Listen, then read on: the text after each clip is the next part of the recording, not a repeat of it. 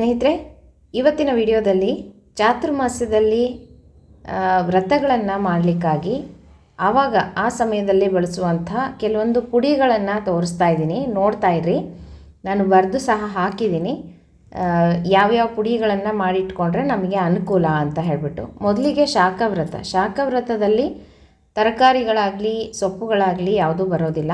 ಹಾಗಾಗಿ ಜೀರಿಗೆ ಮೆಣಸಿನ ಪುಡಿ ತುಂಬ ಮುಖ್ಯ.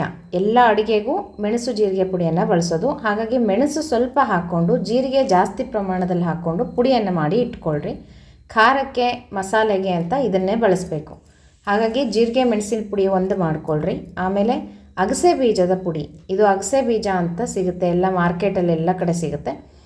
ಈ ಪುಡಿಯನ್ನು ನೀವು ಚಪಾತಿಗಳಿಗೆ, ಭಕ್ರಿಗಳಿಗೆ ಅಥವಾ ಚಿತ್ರಾನ್ನಕ್ಕೆ ಅಥವಾ ನೀವು ಅನ್ನಕ್ಕೆ ಕಲಿಸ್ಕೊಂಡು ಸಹ ತುಪ್ಪ ಹಾಕ್ಕೊಂಡು ತಿನ್ಬೋದು. ಈ ಪುಡಿಯನ್ನು, ಅಗಸೆ ಬೀಜದ ಪುಡಿ ತುಂಬ ಚೆನ್ನಾಗಿರುತ್ತೆ, ರುಚಿಯಾಗಿರುತ್ತೆ. ಇಡ್ಲಿ ಮಾಡಿದಾಗ, ದೋಸೆ ಮಾಡಿದಾಗೂ ಸಹ ತಿನ್ಬೋದು ಸ್ನೇಹಿತರೆ. ಹಾಗಾಗಿ ಈ ಅಗಸೆ ಬೀಜದ ಪುಡಿಯನ್ನು ಮಾಡಿ ಇಟ್ಕೊಳ್ರಿ. ಇದಕ್ಕೂ ಅಷ್ಟೇ ಮೆಣಸು ಸ್ವಲ್ಪ ಹಾಕ್ಕೊಂಡು ಜೀರಿಗೆ ಜಾಸ್ತಿ ಹಾಕ್ಕೊಂಡು ಪುಡಿಯನ್ನು ಮಾಡ್ಕೋಬೇಕು. ಉಪ್ಪನ್ನು ಹಾಕ್ಕೊಂಡು ಪುಡಿ ಮಾಡ್ಕೊಳ್ಳೋದಷ್ಟೇ. ಇನ್ನು ಯಾವುದೇ ಮಸಾಲೆ ಪದಾರ್ಥಗಳು ಬರೋದಿಲ್ಲ. ನಾನು ಈಗ ಕೆಲವೊಂದು ಪುಡಿಗಳನ್ನು ತೋರಿಸ್ತಾ ಇದ್ದೀನಲ್ವ, ಆ ಪುಡಿಗಳನ್ನು ನೀವು ಮಾಡಿ ಇಟ್ಕೊಂಡ್ರೆ ಅಡುಗೆಗೆ ಅನುಕೂಲ ಆಗುತ್ತೆ ಅಂತ. ಏನೂ ಇಲ್ಲ ಅಂದರೆ ಒಂದು ಸ್ವಲ್ಪ ಪುಡಿ ಹಾಕ್ಕೊಂಡು ಮಜ್ಜಿಗೆಯನ್ನು ಊಟ ಮಾಡಿದ್ರು ನಡೆಯುತ್ತೆ. ಹಾಗಾಗಿ ಈಗ ಕಡಲೆಬೇಳೆ ಹುರಿತಾ ಇದ್ದೀನಿ. ಇದು ಕಡಲೆಬೇಳೆ, ಉದ್ದಿನಬೇಳೆ, ಅಕ್ಕಿ ಎಲ್ಲನೂ ನಾನಿಲ್ಲಿ ಹೆಸರನ್ನ ಮೆನ್ಷನ್ ಮಾಡಿದ್ದೀನಿ, ನೋಡ್ಕೊಳ್ರಿ. ಇದು ಮೆಂತ್ಯದ ಹಿಟ್ಟು ಅಂತ ಹೇಳಿ. ಈ ಹಿಟ್ಟನ್ನು ಮಾಡಿಟ್ಕೊಂಡ್ರೆ ಅನ್ನಕ್ಕೆ, ಬಿಸಿ ಅನ್ನಕ್ಕೆ ತುಪ್ಪ ಹಾಕ್ಕೊಂಡು ತಿನ್ನಲಿಕ್ಕೆ ಚೆನ್ನಾಗಿರುತ್ತೆ. ಮೆಂತ್ಯದ ಹಿಟ್ಟು ಮತ್ತು ಇವೆಲ್ಲ ಚಟ್ನಿ ಪುಡಿಗಳು ಅಂತ ಹೇಳ್ಬೋದು ಸ್ನೇಹಿತರೆ. ಹಾಗಾಗಿ ಇದನ್ನು ಲಾಸ್ಟ್ ಇಯರ್ ಸಹ ತೋರಿಸಿದ್ದೀನಿ.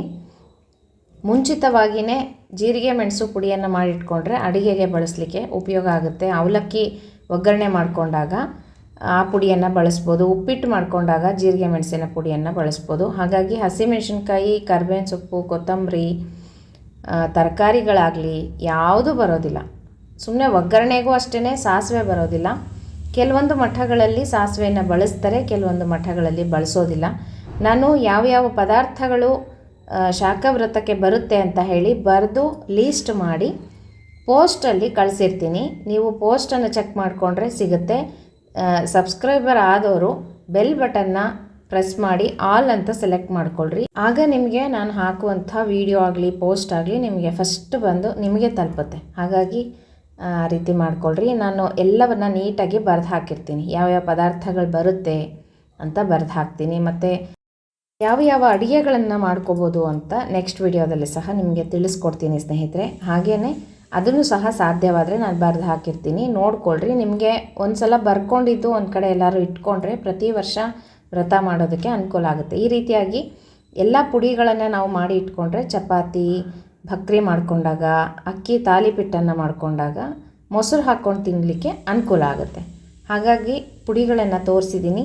ಇನ್ನು ಚಾತುರ್ಮಾಸ್ಯದಲ್ಲಿ ಯಾವ್ಯಾವ ಅಡುಗೆಗಳನ್ನು ಮಾಡ್ಕೋಬೋದು ಶಾಖವ್ರತದಲ್ಲಿ ಮತ್ತು ದ್ವಿದಳ ವ್ರತದಲ್ಲಿ, ಈ ಎರಡು ವ್ರತಕ್ಕೆ ಮಾತ್ರ ಸ್ವಲ್ಪ ಕಷ್ಟ ಆಗುತ್ತೆ. ಮಿಕ್ಕಿದ ಹಾಗೆ ದಧಿ ವ್ರತ ಮತ್ತು ಕ್ಷೀರ ವ್ರತದಲ್ಲಿ ಎಲ್ಲನೂ ಬಳಸ್ಬೋದು. ಮೊಸರು ಬರೋದಿಲ್ಲ, ಮಜ್ಜಿಗೆಯನ್ನು ಕಡಗೋಲಿಂದ ಕಡಿದು ಮಜ್ಜಿಗೆಯನ್ನು ಮಾಡಿ ಅದನ್ನು ಬಳಸ್ಕೋಬೇಕು.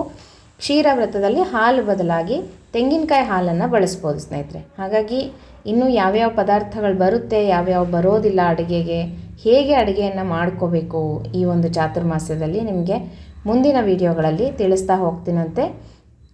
ಮತ್ತು ಮುಂದಿನ ವಿಡಿಯೋ ಒಟ್ಟಿಗೆ ಸಿಗೋಣ ಸ್ನೇಹಿತರೆ. ಎಲ್ರಿಗೂ ನಮಸ್ಕಾರ.